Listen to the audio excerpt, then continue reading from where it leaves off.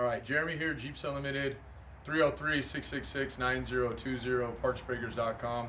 Just give you a little bit of a advertisement for our company. We do parts, 7 acres, rust-free Jeep parts. I want to show you, this is a customer's Jeep. We don't do a lot of service work, but a guy asked me to take a look at it, and we like to help him out when we can. So what happened to this Jeep was it was flat towing. Which I've done countless amounts of times. This should have never happened, but it's hard to tell what exactly went wrong. But just to give you, this is the worst one I've ever seen. So what we started with down here is we popped the diff covers. We wanted to make sure those were somewhat, nothing broken on those, and they appear to be okay. So the transfer case, and Kevin can kind of get up here without hitting his head, is the main thing. Can you see this up here, Kevin? This transfer case, if you've never seen underneath your Jeep, this continues down here, and this is a big chunk. Matter of fact, there's one right there. Give you an idea on what it that's a different model, but that's essentially what was here. So something, more than likely the front drive shaft went out, because they have an H-yoke in those that sometimes goes bad and binds and starts, it just chain reaction and blows everything up. So we have a transfer case problem. Obviously that's going to have to be contended with. The wiring harness itself, which is part of this engine harness, wrapped around more than likely the drive shaft. You can see it kind of coiled up and ripped this out. So this is going to have to be replaced. Drive shaft, of course, is going to be replaced. The linkage, so we have one rod here, but then all the linkage that comes down to the actual transfer case, that's going to have to be replaced. You can see where this drive shaft hit the bottom of the tunnel on the tub here, and it hit it so hard it put a pretty big dent in here, which is not super concerning, except for it hit the torque bracket here.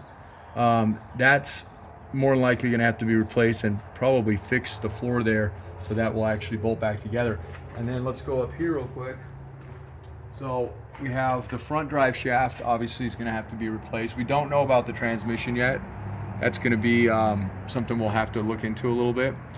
But this problem only exasperates here in a second. This is what makes this the worst one I've ever seen. And so we noticed that the caliper bolt brackets, these are little slides, these are broken, both of them. Matter of fact, this whole caliper, which you can see the gouge right into the wheel here. This could have been this actually could have been what happened. This could have locked up when they were flat towing it, and potentially, had they, depending on what they were running and how they were running it, could have transferred back. That definitely could have been. These bolts that go through here are snapped off in the spindles here. Okay, so that's crazy.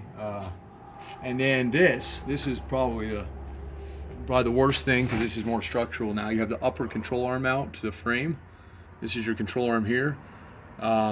Clearly that drive shaft came around at some crazy speeds, and not only is this going to have to be replaced, but because this got so far into the bolt here, this is all going to have to be replaced. And because this is part of the frame, this may make this repair not something the customer's willing to do. I'm not sure. We haven't talked to that yet, but we'll go there. But anyway, so if you've broken your drive shaft, you've been flat towing or just driving down the road, and here, let's get out from this so Kevin doesn't hit his head, because he's about to, and are wondering what could have happened. This is probably worst case scenario for what could happen. Typically, when those bind, they break the transfer case, you lose your linkage, you lose your drive shafts, obviously transfer case, but typically it's confined to that. My guess, because this was flat towed behind a motorhome, depending on the size of the rig, they didn't notice it right away.